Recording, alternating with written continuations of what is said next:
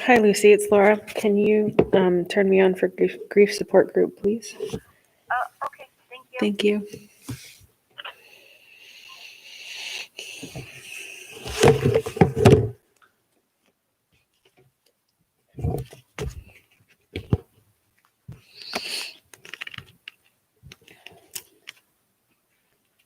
Whoever you are that's watching streamed, I think you may be. There's always one person who's watching the YouTube stream.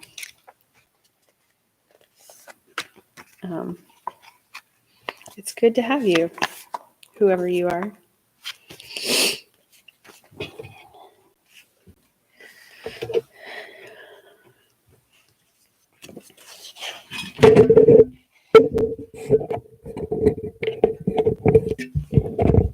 We'll get started here in a minute when she turns on the Channel 2 stream.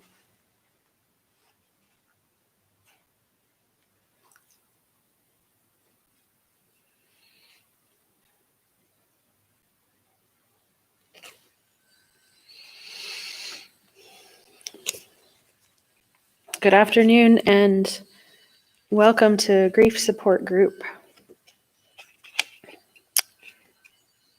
This is a time for those of us who are in the midst of a grief journey to take a moment and really pay attention to that part of our lives.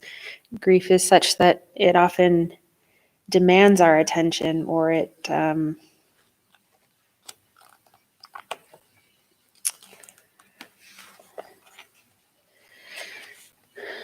requires our attention, or it gets our attention in many different ways. But sometimes it's good to sit down when it's not demanding our attention and really ask where we are, spend a little bit of time thinking about the resources we have in the midst of it, and spending some time together. I know we're not physically together in this space, but it's good to be spiritually together, and good to take this little moment to remember that there are others of us too. There are others who are experiencing these kinds of losses of various sorts. We're working our way through a series called Journeying Through Grief. We're on book 2, Experiencing Grief, and I found this week that there is book 3 and book 4. I have book 4 in my office, but I do not have book 3. So this will be the end of book 2, and then we may take a little break from this series. This is written by Kenneth Hawk. He is the founder of Stevens Ministries, which some of you will know about.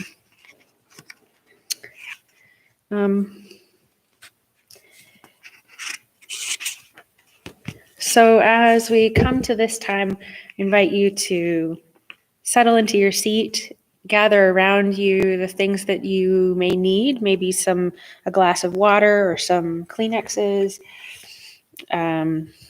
paper and a pencil or something to write with or doodle with. Whatever else it is you think you might need, maybe a favorite picture or a memento or something.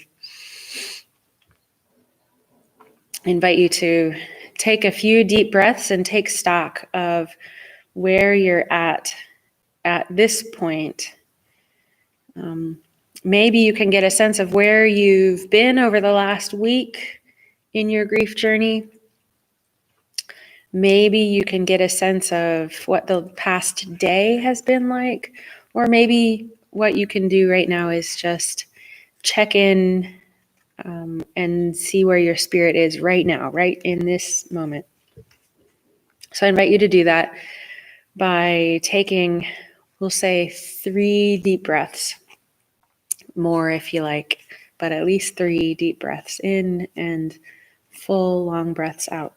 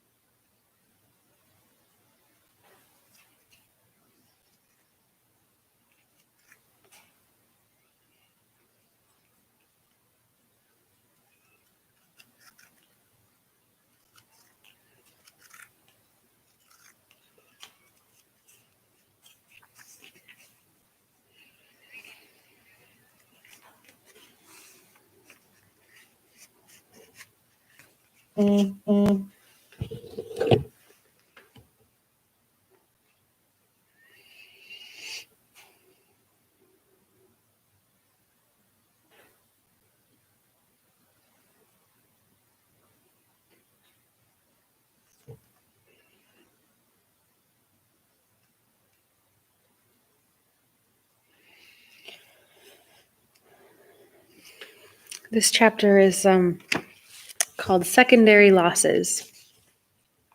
After each chapter, we'll take a bit of silence and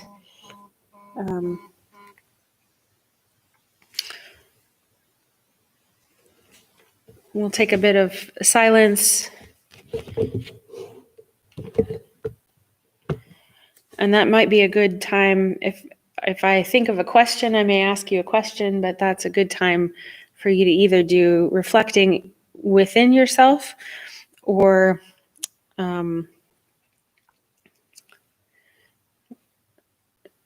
reflecting on paper, perhaps, or with somebody nearby. Part of what makes grief so difficult is that the death of a loved one is inevitably accompanied by other losses in your life. It's like throwing a large stone into the middle of a pond. That first big splash causes ripples to spread out over the whole pond. In the same way, the loss of a loved one brings countless other losses into your life. These are commonly called secondary losses, parts of your life that turn up missing or changed because your loved one is no longer here. Some secondary losses may have a huge impact. Perhaps your loved one was the breadwinner and your family has lost its source of income. Your loved one may have been your bookkeeper, driver, cook, mechanic, housekeeper, gardener, social director, or 1,000 other things, all of which you've now lost.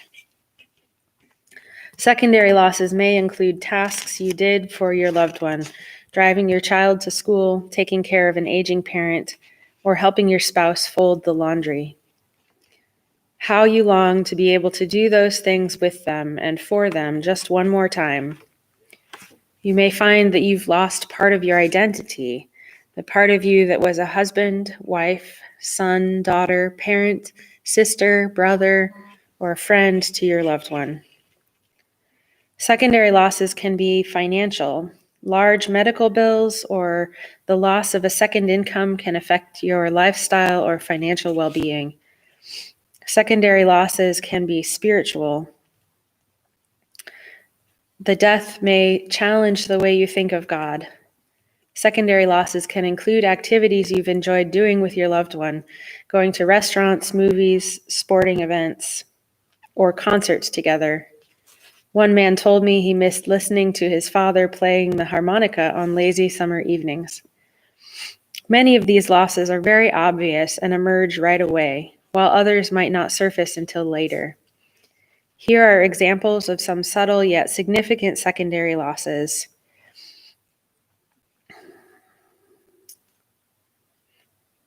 A woman told me that months after her mother died, she realized she was also grieving the loss of her hometown.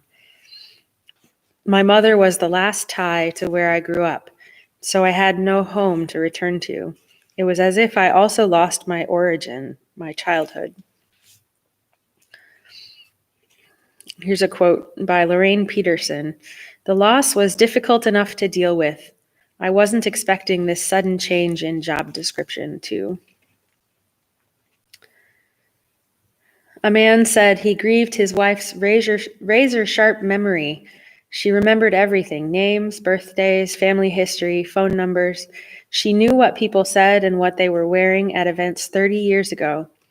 I never realized how much I relied on her for information until she died. A woman whose father died when she was 12 discovered a secondary loss some 20 years later. Recently, I've begun to wonder, what was my dad really like? What would he think of me as an adult? What kind of relationship would we have today? What kind of advice would my dad give me now? What would he think of my children, his grandchildren? Here's a quote by William Shakespeare. Each substance of grief hath 20 shadows. A father whose son died grieved the loss of a great deal of the humor in their home. My son was the comedian. He is the one in the family who made everyone else smile. Not only did we lose him, but we lost the laughter he brought into our home. I miss his jokes, his quick wit, and his goofy grin. Secondary losses can take you by surprise, so it's important to know that you will have them. Even if they seem trivial, selfish, or materialistic, secondary losses are real, and it's normal, natural, and necessary to grieve secondary losses too.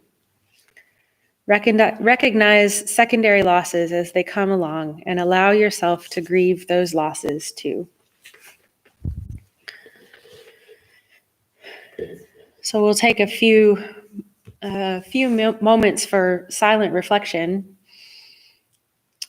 What secondary losses have you grieved or are you grieving?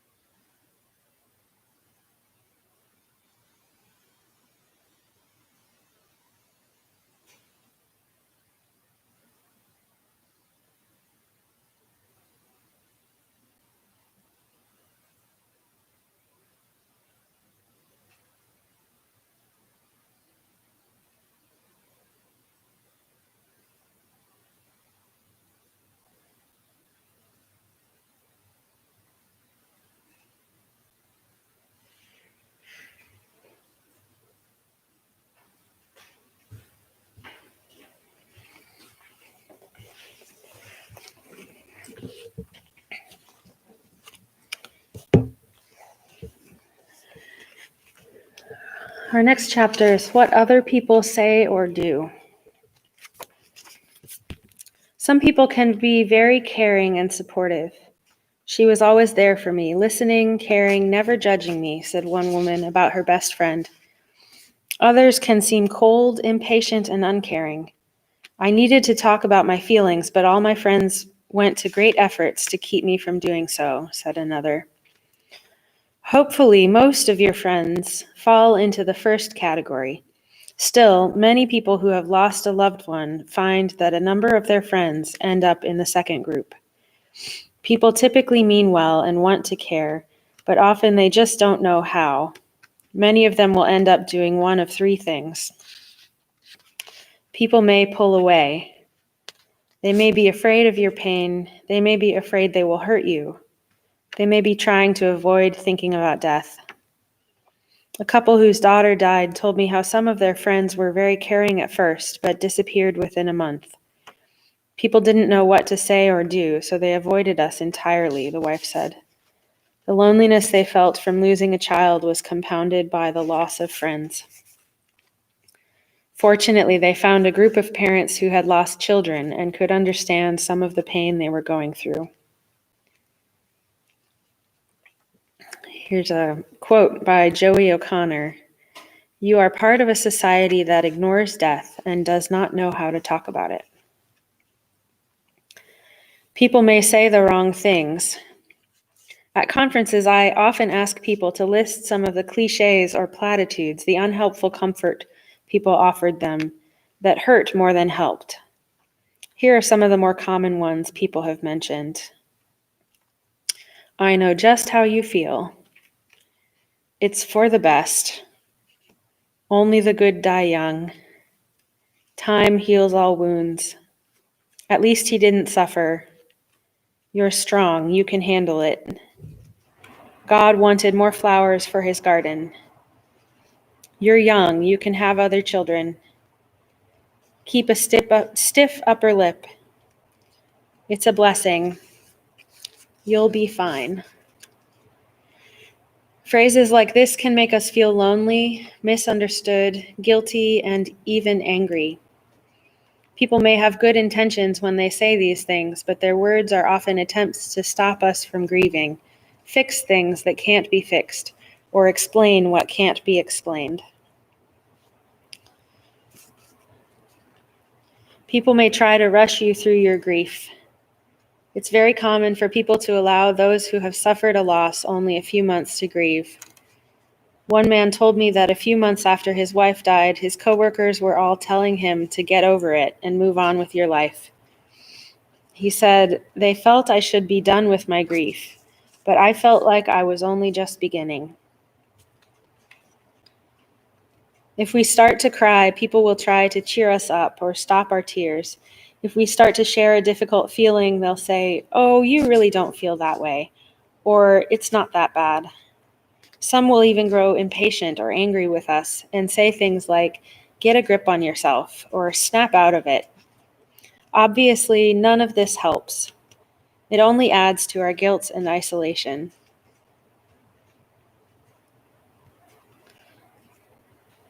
Here's a quote from Lady Bird Johnson. "People must be given the opportunity to hurt out loud." What some people say and do can really hurt and cause us to feel angry and resentful. Realize, though, that many people say or do things out of ignorance. They simply have never been through a similar experience. One woman who lost her husband at a young age said her best friend tried to console her by saying, "You're young, you'll find someone else." A few years later, the friend also lost her husband, and at that point realized how hollow her words of comfort really were, and the two women were then able to draw strength from each other.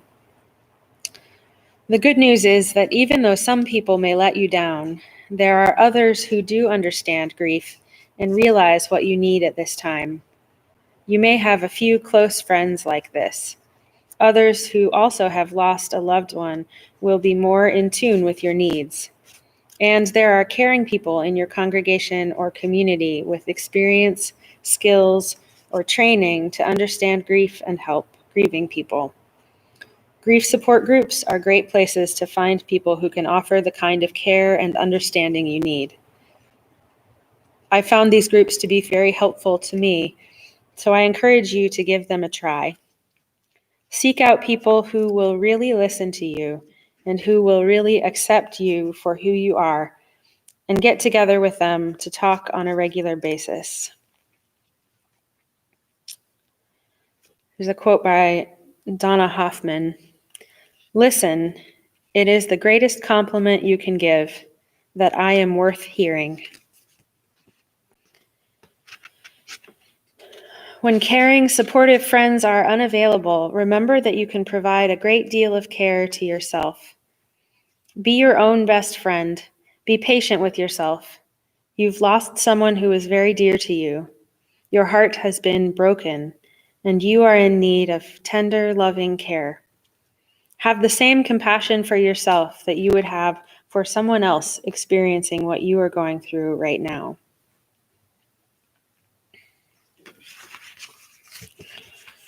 Question for reflection on this, at the end of this chapter, perhaps, is who in your life has been a friend, or what people have been friends that have known what you need? And what relationships do you want to seek out or develop more fully?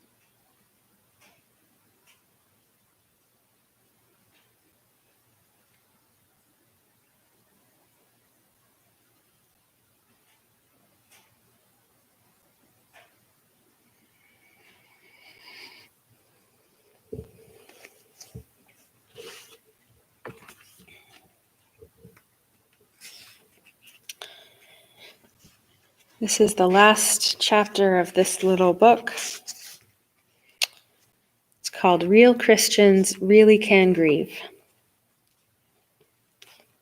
I've had many grieving Christians tell me they felt guilty for crying or being sad. They mistakenly thought that a person with a strong faith should feel happy if their loved one had died and gone to heaven. I've also had pastors confide to me that they were afraid to express their own grief because they thought it would set a bad example for their congregation members.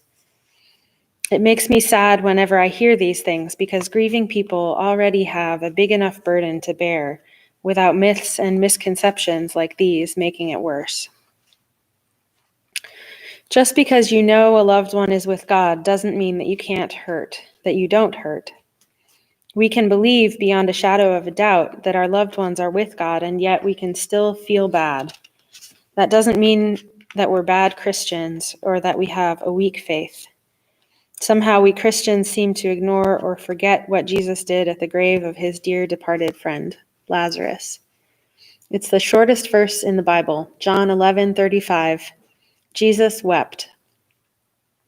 Those two words mean everything when it comes to our grief. Jesus wept. His friend died and he cried.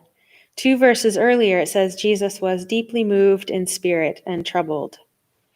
Jesus isn't just a little upset here. His emotions are in turmoil. He is deeply distressed over the death of his friend. Jesus showed very real, very human emotions in his grief. In doing so, he gave us permission to be human in our grief too. In a sense, grieving is actually a show of faith. We are trusting God to hold us in our most vulnerable time. When our feelings are raw, our life is in pieces, and our strength is gone. If that isn't faith, I'm not sure what is. Anytime someone implies to you that it's unchristian to grieve, counter that message by telling yourself, real Christians really can grieve.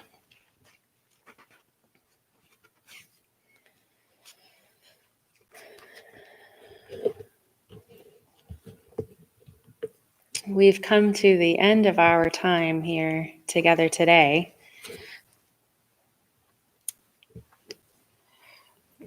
I may have the next book next time we meet, but maybe not. If not, then we will take a little break and move on to another book or article that I find.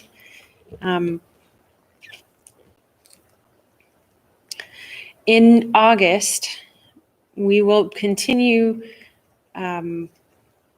broadcasting the grief group. This will be in the Timberline. You may already have seen it. The grief group will be broadcast all of the Friday afternoons, except for the second Friday afternoon, which in August is the 14th. We will meet in person with masks on in B Lounge for all of the Manor folks. If you are out in the neighborhood homes and you would like to be part of that, let me know. I may be able to video conference you in if you give me some prior warning. So that's how we'll do it in this in-between time. We'll continue usually having it live streamed in this same format, but once a month we will have an in-person group at the same time, and we will not have the live stream. So as you transition into the rest of your day, I invite you to, as I always say, find a way to take care of yourself. That is, notice what you need right now. Notice what your body and spirit are desiring, and take care of yourself. Find a way to express creatively or with movement or by talking or writing. And reach out if you need to talk. Reach out either to somebody else who you know is on a grief journey of their own, or to a friend that you've identified as being a helpful friend, or reach out to me. Let me know, and I will call you back. We'll find some time. All right? In the meantime, be well. I will see you again, same place, same time next week. God bless.